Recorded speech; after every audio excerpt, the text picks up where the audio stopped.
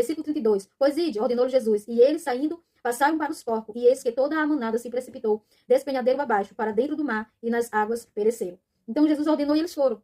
Jesus não fez o que eles pediram. Simplesmente Jesus segue o curso da história, e Jesus sempre tem um propósito para todas as coisas. Embora pareça demorado os propósitos de Jesus na nossa vida, mas ele sabe exatamente o que está fazendo. O processo deve ser difícil, doído, mas o propósito continua de pé. Versículo 33. Surgiram os porqueiros e chegaram à cidade. Contaram todas essas coisas que o que aconteceram ao endemoniado. Versículo 34. Então a cidade toda saiu para encontrar-se com Jesus e, vendo, lhe rogaram que se retirassem da terra deles.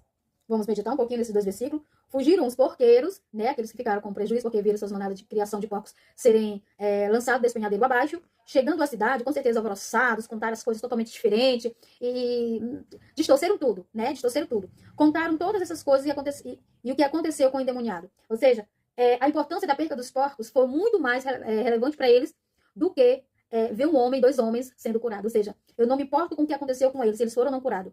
O importante é que meu ganha-pão foi prejudicado com isso. Essa cura trouxe-me prejuízo, porque agora estou sem os porcos. É mais ou menos isso. Ou seja, é o egoísmo, é o amor ao dinheiro, ao amor às condições financeiras, né, que deixa-nos cegos para as coisas de Deus, para as coisas espirituais, para as coisas que é santo. Então, o que mais preocupou eles não foi porque dois homens tinham sido curados. Não foi porque agora aqueles homens iam deixar de viver uma vida deplorável. Mas a preocupação deles é porque eles tomaram prejuízo. Então, é como se Jesus tivesse ido ali só para causar mal e danos a ele. E, infelizmente, para muitos é isso. Para muitos. A gente que anda visitando os lares, às vezes a gente encontra coisas que a gente fica atônitos. A gente fica surpreso. Os motivos que levam a pessoa a não ir para a presença de Deus e mais, motivos que não permitem que outras pessoas vá. A maioria são esses motivos. Não tenho tempo, preciso trabalhar, não tenho tempo porque eu moro. São inúmeros motivos que fazem com que a pessoa se isenta da presença de Deus por causa daquilo que ele ganha. Ao versículo 34, então a cidade toda saiu para encontrar-se com Jesus. Toda como enfurecida. Queria ver o que aconteceu. Mas o mais importante, ele não pode ficar entre nós. Já que ele veio para cá, já causando prejuízo, já causando isso tudo, aqui não é o lugar dele. E vendo, rogaram que se retirassem da terra deles. Ou seja, Jesus, ele foi expulso de um lugar antes de entrar.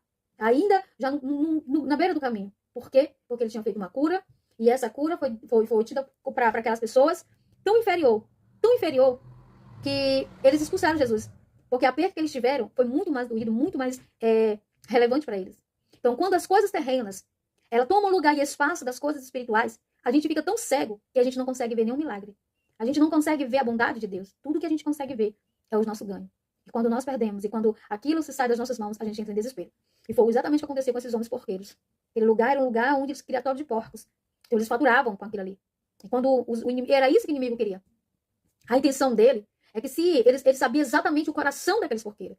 Então o que o inimigo planejou? A gente entra nos porcos, a gente cria uma situação difícil para Jesus, daqui mesmo ele sai e ele não entra nessa região.